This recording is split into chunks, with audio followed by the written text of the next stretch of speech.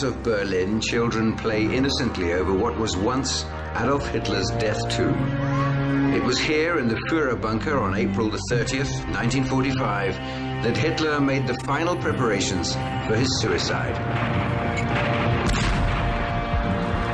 Outside, in a devastating final assault on the heart of the Third Reich, the Russian army closed in on the Führer. I stood next to the machinery room when I heard a shot.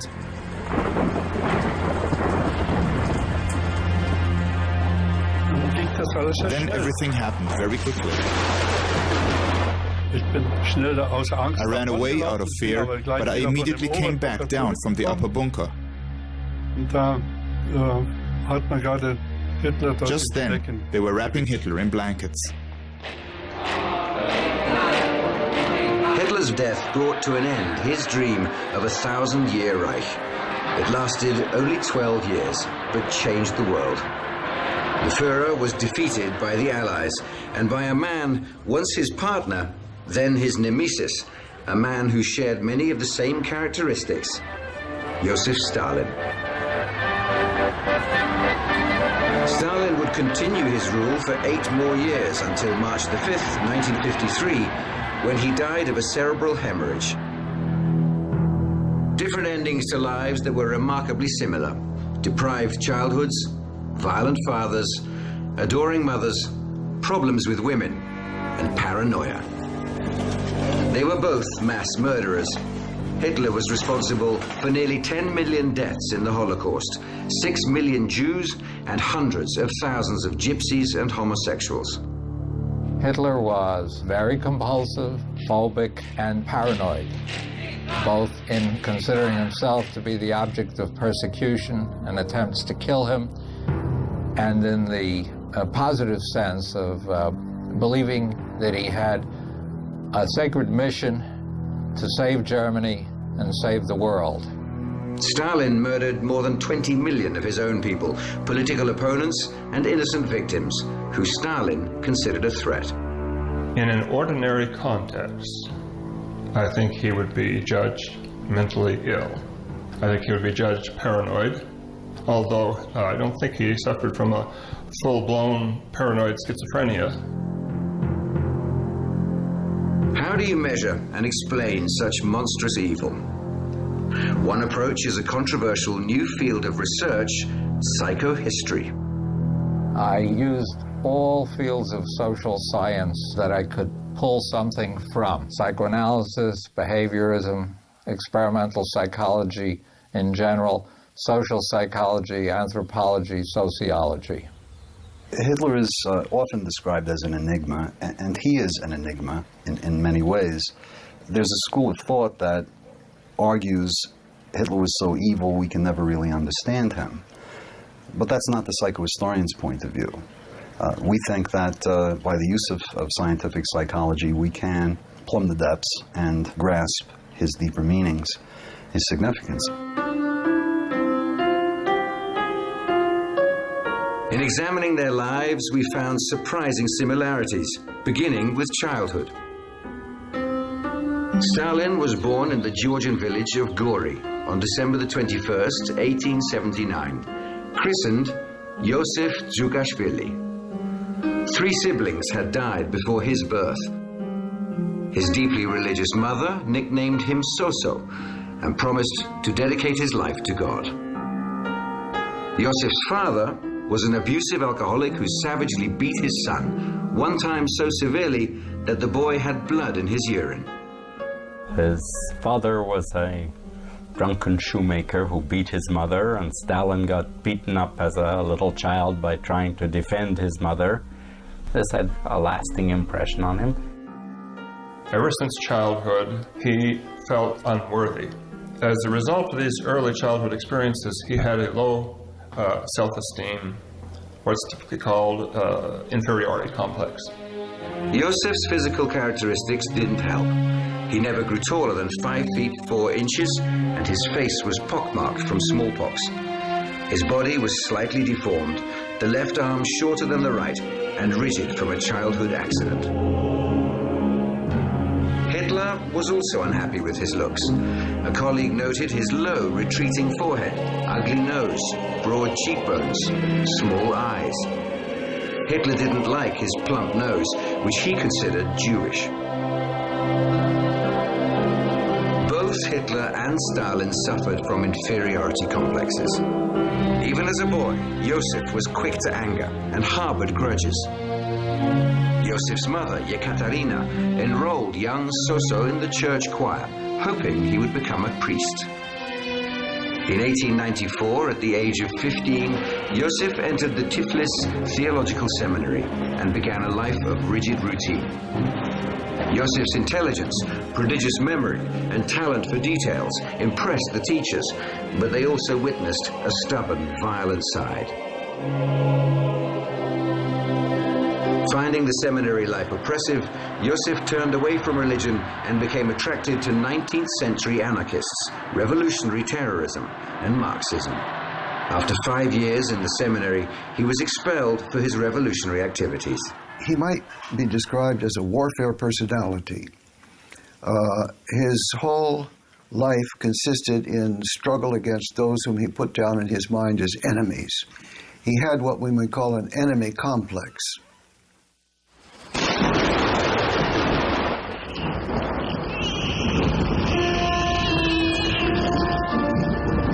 10 years after Josef's birth, on April the 20th, 1889, Adolf was born, also in a rural area, in Braunau, a small desolate town in Austria.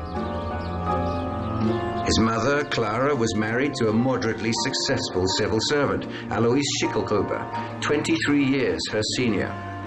She was 18 years old when she gave birth to Adolf. Alois Schicklgruber, who later changed his name to Hitler, was a rigid, cold, strict disciplinarian who regularly beat young Adolf. When he was 10, Hitler decided to run away from home because of the beatings. His father caught him and gave him such a beating that he was in a coma for days, his life hanging by a thread. And that kind of experience instills the belief that one is evil, terribly evil. And later on, he used the German phrase, lebensunwürdige Leben, meaning living things that are unworthy to live. He classified large segments of the German nation as unworthy to live. And the idea, I believe, came from his own sense of himself.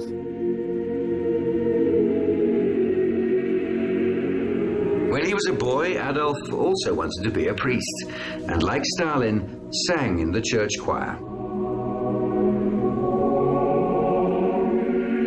Hitler's father was the illegitimate son of an unmarried 42-year-old peasant woman who became pregnant while working as a domestic for a Jewish family. She never revealed who the father was. Hitler was obsessed with the thought that his paternal grandfather might have been Jewish. What is important is what Hitler thought, and what he thought is established, that his grandfather was a Jew, so the offspring of a Jewish and Christian mating would always be a Jew. That was the basis for his belief that he was diseased, that nothing could remove this from him because it was in his blood. In 1900, Hitler enrolled in elementary school in Linz. Like Stalin, the young Adolf was considered egotistical and domineering, demanding absolute subordination from other students. At the same time, he was a poor student, much more interested in becoming an artist against his father's wishes. By 1905, he dropped out of school to pursue a career in art. Like Hitler, Josef had an artistic side. As a teenager, he started writing poetry, at first romantic, and then turning increasingly nihilistic and violent.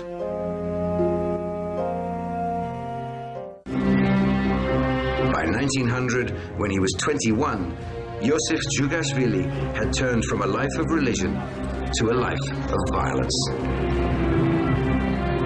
For the next next 15 years, he lived the life of an active revolutionary, robbing banks and confiscating payrolls at gunpoint to raise money to overthrow the Tsar. In 1910, Joseph chose a new name, Stalin, which in Russian means man of steel. During this period, Stalin was arrested 8 times by Tsarist police and each time deported to remote rural areas in Siberia. He was always a loner, a very bitter and unpleasant person. You find this in memoirs of other revolutionaries who shared exile with him, that he never took part in their social activities. He was always apart and bitter and nasty. Stalin soon caught Lenin's eye as an effective and ruthless revolutionary. During the Russian Revolution in October 1917, Stalin wasn't a major figure, but he was ambitious and determined to rise to the top of the Communist Party. Stalin had defined himself as a revolutionary and knew exactly what he wanted in life. But Hitler was still searching for himself, and in 1907 moved to Vienna to pursue a career in art.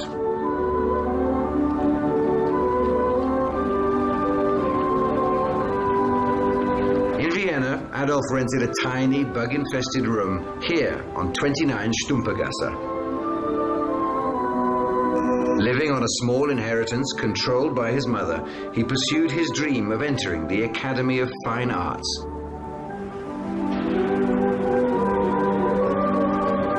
But his dream was shattered when his mother, Clara, died after a long and painful struggle with breast cancer.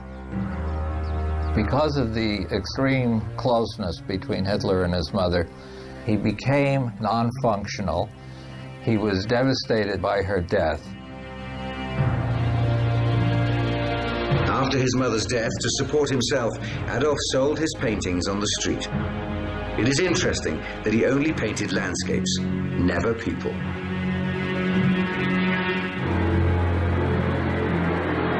Two years in a row, Hitler applied to and was rejected by the prestigious Academy of Fine Arts. Because he was unable to draw humans, the Academy told him that he had no aptitude for painting. He decided he was rejected because several of the admissions committee were Jewish. Vienna was his first exposure to Jews from Eastern Europe.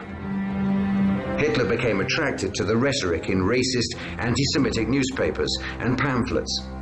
It was during this period that he first became intrigued by the idea of a pure German master race.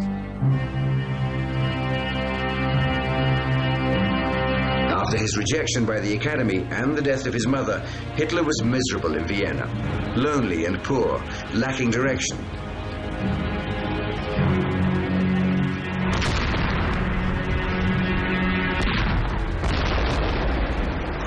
Finally, in 1914, with the outbreak of World War I, Hitler enlisted in the army and found his identity in battle, carnage, and death. For the first time in his life, Hitler was happy, felt at home, that he belonged. In his army service, Hitler was the happiest he was at any time in his life. The sanctioned killing that he was entitled to engage in as a soldier gave an outlet for the first time to the murderous rage that had grown in him from treatment by his father. Hitler served as a courier and experienced his first real success in life when he was awarded the Iron Cross First Class, rare for a corporal. Hitler's experience in World War I, the fact that he survived 50 battles in which his own regiment was wiped out over and over, replenished and replenished and wiped out again and again, confirmed his belief that he was chosen by destiny for a magnificent role in history. When Germany signed the armistice on November the 11th in 1918, Hitler was enraged. He pledged to avenge those who betrayed the fatherland, in his view, the communists and the Jews.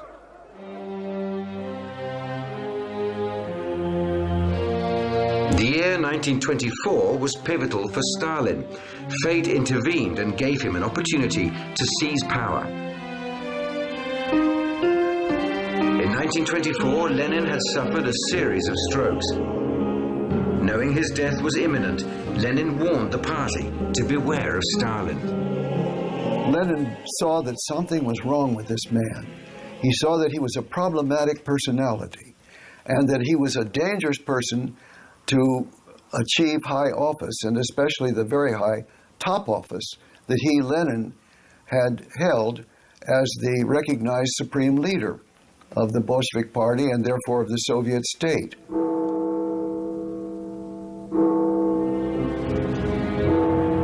But it was too late. In May, Lenin died, and Stalin immediately began jockeying for power. Driven by ambition, he outmaneuvered and intimidated potential rivals, using ruthless agents to do his dirty work. The system of agents around him who were constantly eliminating any potential political opponents was itself paranoid. The core, the center of the paranoia was Stalin himself, but he managed to recruit people who thought like him, people who saw enemies everywhere.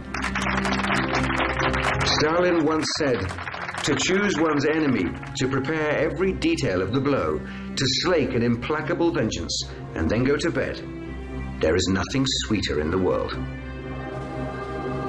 The symptoms of paranoia appeared relatively early, not only during his dictatorship, but even before. The famous neurologist Vladimir Bekhterev actually examined Stalin in 1927 and diagnosed him as paranoid. A few hours later, Bekhterev died in mysterious circumstances. I should emphasize that this was not amateur psychohistory. This was a professional diagnosis.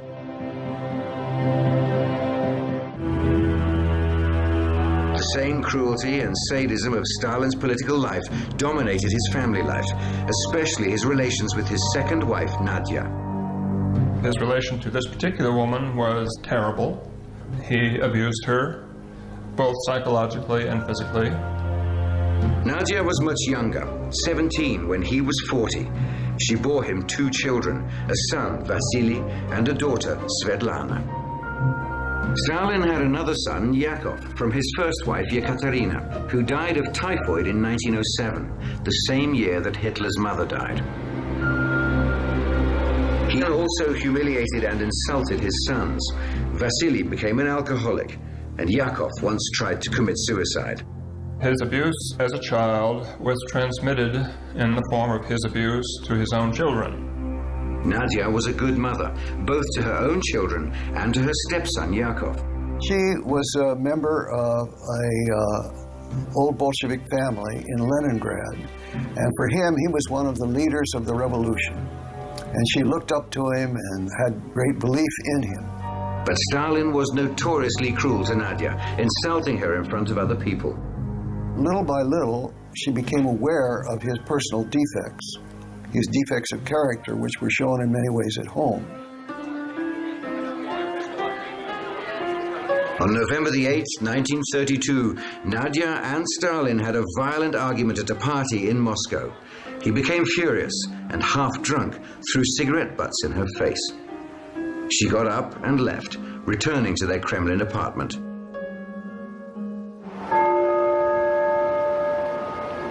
The next morning, Nadia was found dead, shot in the heart.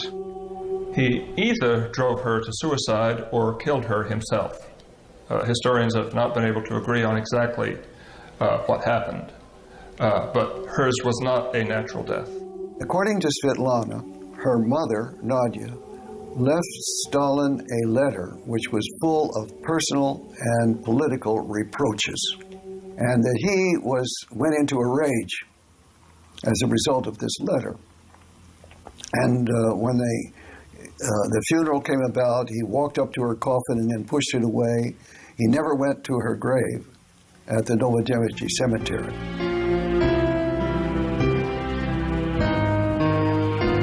Hitler's Hitler's relationships with women were equally troubled. While he both revered and idealized women, he also treated them with contempt and degraded them. Because of his extreme closeness to his mother, together with his father's extreme brutality, he grew up with what is typical in the circumstances, an obsession with women and sex, together with extreme inhibition. After his mother, the most important woman in Hitler's life was his younger niece, Geli Raubal, who lived with Hitler in his Munich apartment. He idolized and worshipped her, but was extremely jealous of her relations with other men. In general, Hitler treated Geli as he treated most people he knew, in an overbearing, controlling, authoritarian way. Geli, however, was a very spirited person who regularly stood up to him. He was never able to exert the degree of control over her that he wished to. While Geli was living with Hitler in Munich, she continued a relationship with a man in Vienna and became pregnant by him. This was bad enough to Hitler, but what upset him most was that he was Jewish. They had a terrible fight that was overheard by the servants in the apartment, although they didn't know the content of it. And Hitler drove off to fulfill a speaking engagement out of town.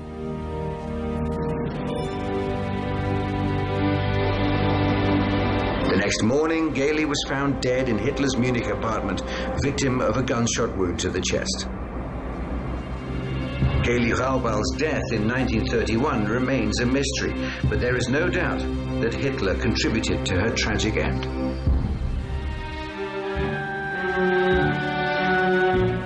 At the time of Geli Raubal's suicide, Hitler had also been seeing another woman, Eva Braun.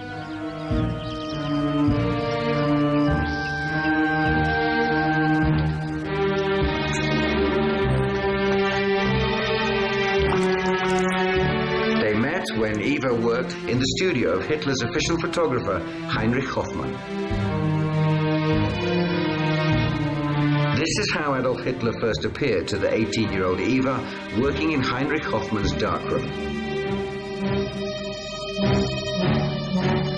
Eva became an ardent admirer of Hitler's charisma and was fascinated with Hoffmann's photographs.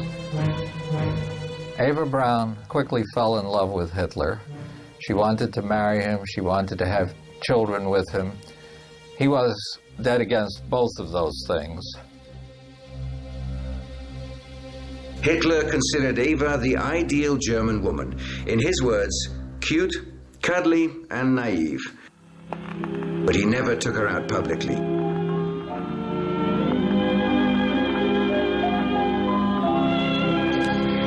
Eva felt lonely and neglected and complained about it in her diary. The weather is so wonderful, and I, the mistress of the greatest man in Germany and in the world, am sitting here and gazing at the sun through a window. How can he have so little understanding as to let me remain here, bowing to strangers? I've just sent him the crucial letter. Question: will he attach any importance to it? We'll see.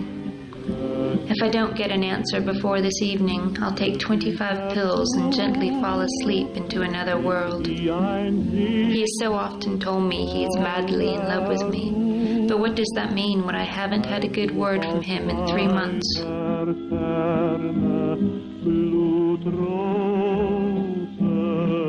She attempted suicide a couple of times out of despair, and one time he asked the doctor who came in after she tried to kill herself whether this was a genuine suicide attempt or only a trick to win his sympathy. The physician assured Hitler that it was a genuine attempt, and he was touched by that. Hitler kept his distance from Eva and never displayed any affection toward her, or any woman for that matter. He had said over and over again, "I am married to Germany."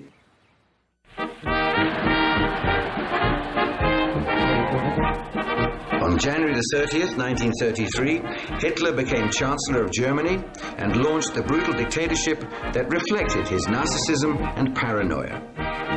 He immediately created a police state and used his dreaded secret police, the SS and Gestapo, to enforce it. To strengthen his grip on the Nazi Party, Hitler eliminated his political rivals and so-called enemies of the state. Whoever knew how to read, and whoever had read Mein Kampf, should have known where it would lead. National Socialism excluded all those who thought differently. Locked them up, exploited them, and even murdered them in masses. Simply because they did not want to succumb to the system. Einfach weil sie nicht dem System sich unterwerfen wollten.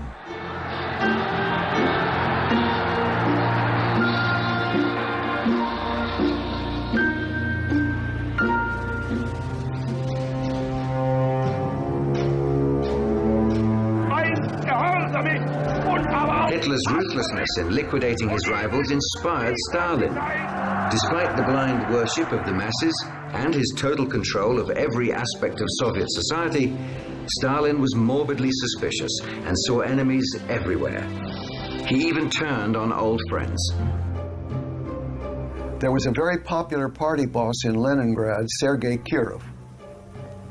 And many of them who thought that Stalin's time had gone, that he should be removed from the Secretary General role, thought that Kirov should be his successor.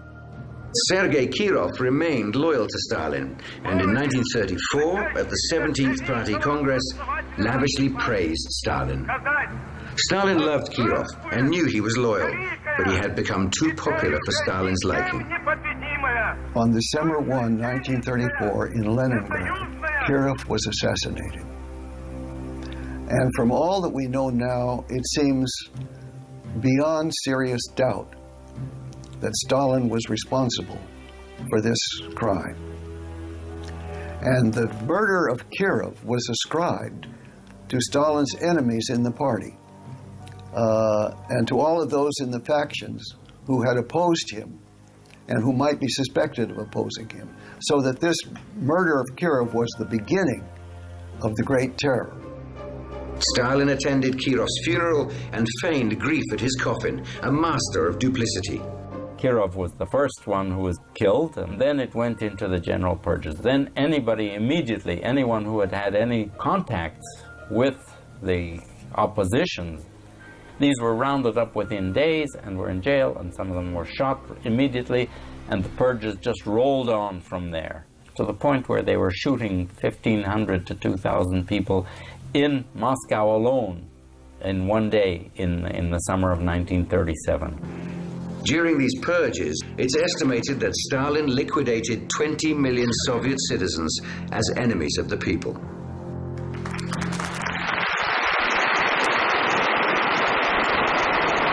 Members of his own governing group, the Politburo, were so afraid of him that no one dared to be the first to stop clapping for Stalin. The clapping would go on for so long that finally bells were used to call for an end to the applause.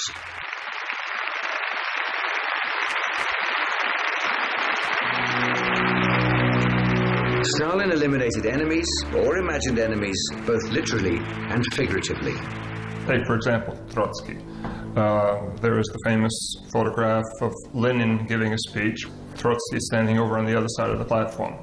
Later on, Trotsky disappears. Stalin arranged for Trotsky to disappear both in that photograph and later on in real life when he had him assassinated. Anyone liquidated by Stalin's regime was, on his orders, removed from historical records forever and their photos destroyed. Not even posters were exempt.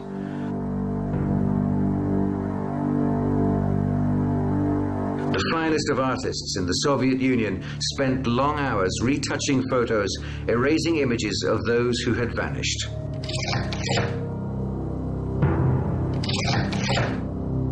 The photographs and the retouching of the photographs just demonstrate a sort of like a second death.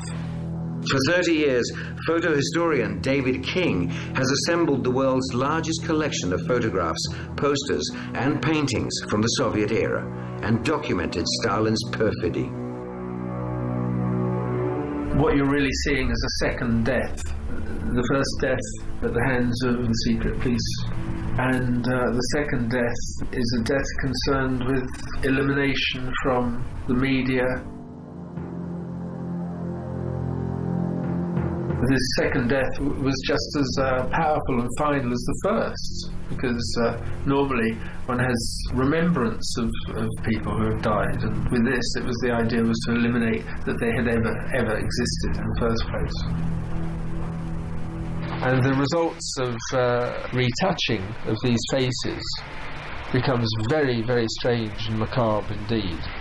Not only were they splashed with India ink, but they were also hacked with razors, scissors. The more aggressive the retouching, I think probably contributed to the fact that you would be considered to be a better Stalinist.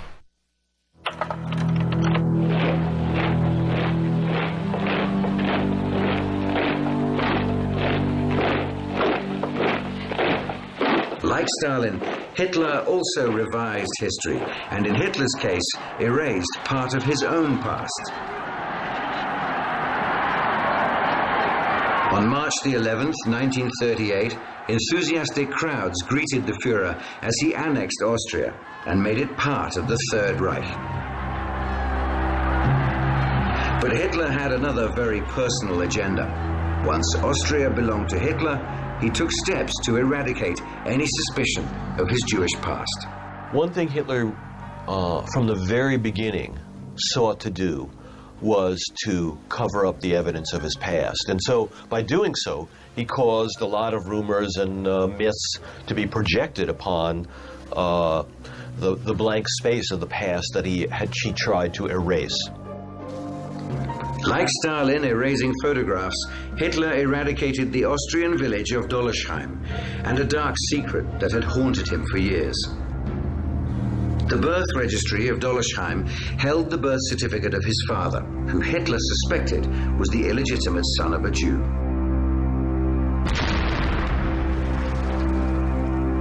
Hitler used the village as an artillery range. Round after round of artillery fire crashed into the village, demolishing its buildings and making the graves in the cemetery unrecognizable.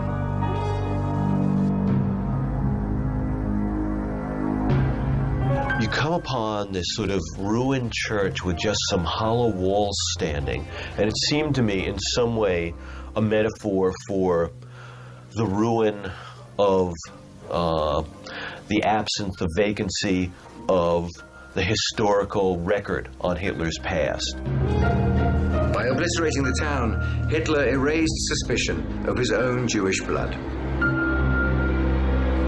Like Stalin, Hitler believed he was surrounded by enemies trying to betray him, and that he needed to strike first. Hitler grew up with the idea from his experience in his own family that it was probably necessary to kill if one did not want to be killed. He generalized this and divided people into predators and victims, and chose very deliberately to be a predator. The predator's next victims would be Jews. Hitler's obsession and secret plan would be to liquidate all the Jews of Germany, Europe, and the Soviet Union under the cover of war.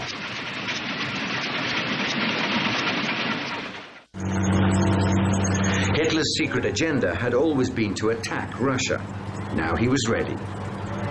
To lull Stalin to sleep and give him a false sense of security, Hitler signed a non-aggression pact with the Soviet Union in June 1939.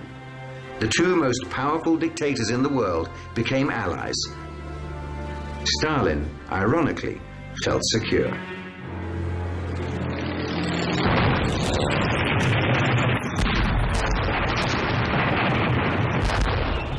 On the morning of June the 22nd, 1941, Hitler launched Operation Barbarossa, the invasion of Russia.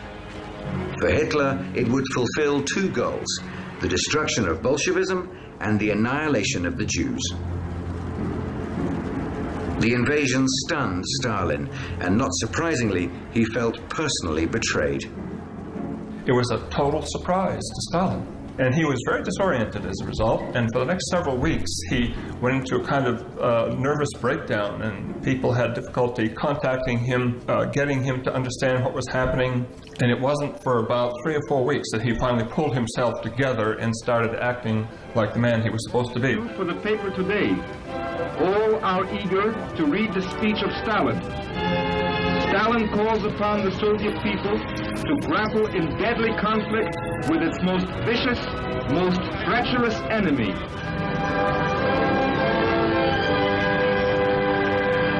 In late 1941, Operation Barbarossa appeared to be a smashing success. Hitler was jubilant.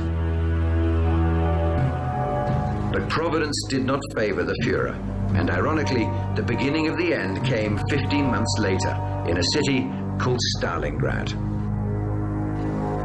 Here, the symbolic showdown between two men of iron came to a head. In September 1942, the Germans launched an all-out land and air attack on Stalingrad. Stalin issued an order. Any soldier that surrendered would be considered a traitor. Retreating soldiers were shot. If they were commanding officers, the family members should be subject to repression. As it turned out, he himself had a family member who was an officer, and this was his son, Yakov. Stalin's son, Yakov, had joined the army and was taken prisoner by the Germans. At one point, the Germans may have thought they could offer to exchange Yakov for some high-level German officers who had been taken prisoner by the Russians. And some kind of an offer was made, to which Stalin is believed to have said, "I have no son named Yakov." The Russians held on and launched a massive counterattack of 1 million men, encircling the German 6th Army. In 1943, Hitler was defeated at Stalingrad, and the German army would never recover on the Eastern Front. But even though Hitler was losing the war, he was still determined to exterminate the Jews. When things were hanging precariously in the balance on the Eastern Front, Hitler, given the choice between allocating troops and trains to reinforce the German armies fighting off the assault of Stalin's Red Army and allocating those troops and trains to carrying Jews to the death camps, Hitler withdrew troops and trains from the Eastern Front in order to more swiftly and efficiently carry out the murder of the Jews. By now, in 1943, Hitler was a very sick man. After his defeat at Stalingrad, Hitler became increasingly dependent on amphetamines. Each morning, his personal physician, Dr. Theodor Morell, gave him an injection. Throughout the day, Hitler treated himself with oral amphetamines. At night, he took barbiturates to sleep. As the war went on, the Führer became more and more dependent on Dr. Morell. New information obtained from Hitler's medical records reveals that he showed signs of drug toxicity, which affected his judgment. He became increasingly more paranoid. Towards the end of the war, Hitler began to show symptoms of Parkinson's disease. Wenn man täglich mit zusammen ist, da fällt das nicht so auf. He trembled slightly, but if you are with someone every day, you don't notice this. And no one paid attention to every detail. Das hat man schon gemerkt.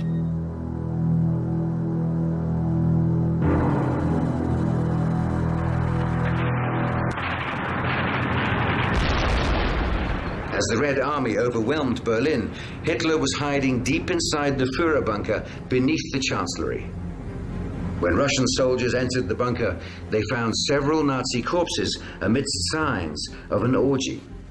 In the courtyard were the charred bodies of Eva Braun and Hitler. Inside, on the Führer's desk, the Russians found a folder with 42 of Hitler's paintings of pastoral Austria, and an album of prized snapshots. Inside, a photo Hitler had been carrying with him all his life of his mother Clara.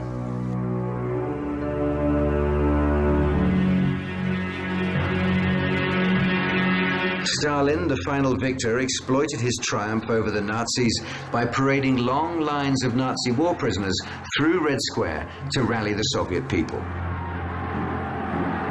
Many had hoped the man of steel had softened. I remember I, at the time, was an attaché of the American Embassy. And on May 9, 1945, the day the surrender took place, there was a great burst of rejoicing on the streets of Moscow.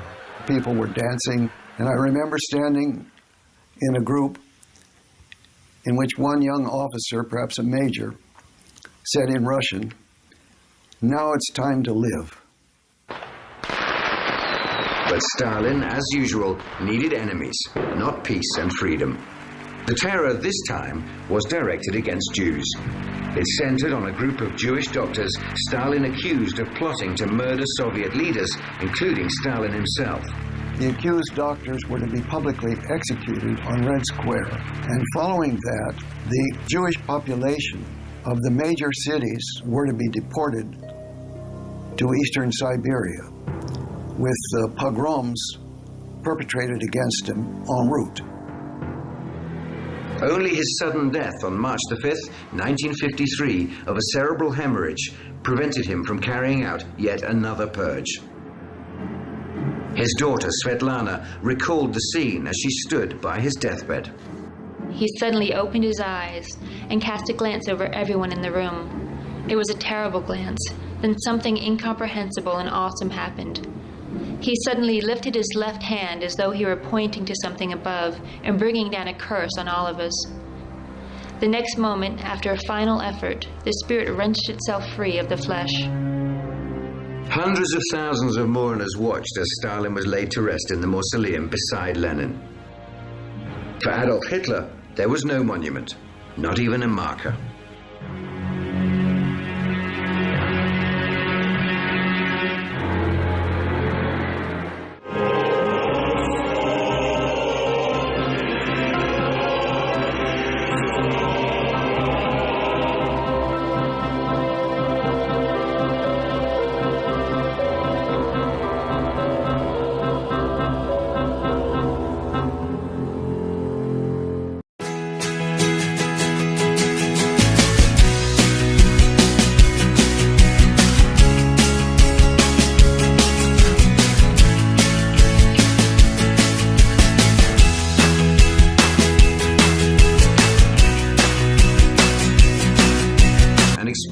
Such monstrous evil.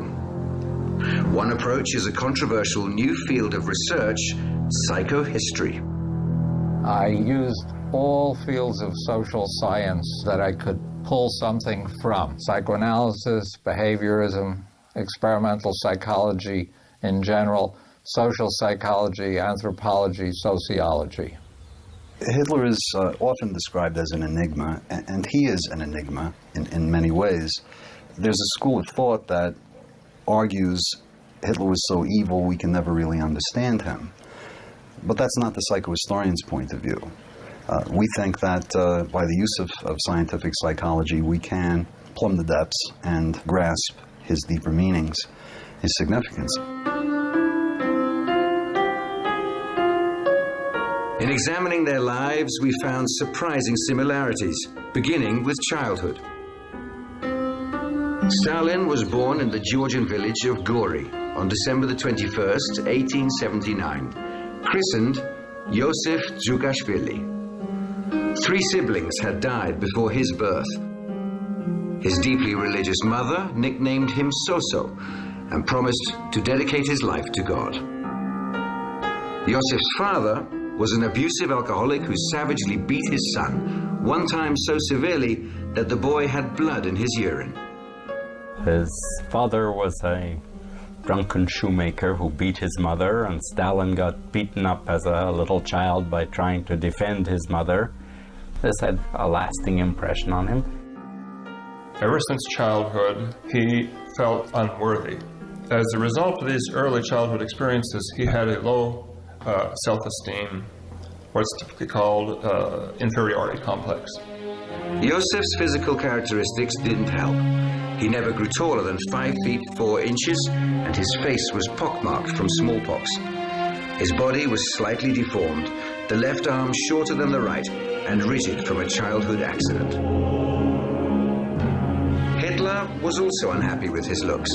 A colleague noted his low, retreating forehead, ugly nose, broad cheekbones, small eyes. Outside, in a devastating final assault on the heart of the Third Reich, the Russian army closed in on the Führer. I stood next to the machinery room when I heard a shot.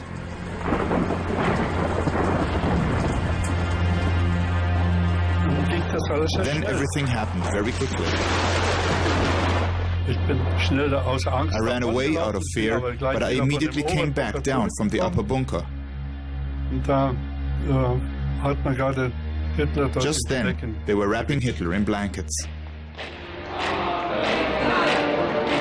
Hitler's death brought to an end his dream of a 1,000-year Reich.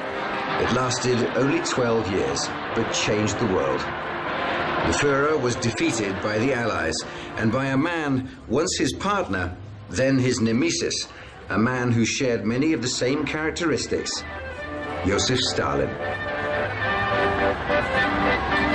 Stalin would continue his rule for 8 more years until March the 5th, 1953, when he died of a cerebral hemorrhage.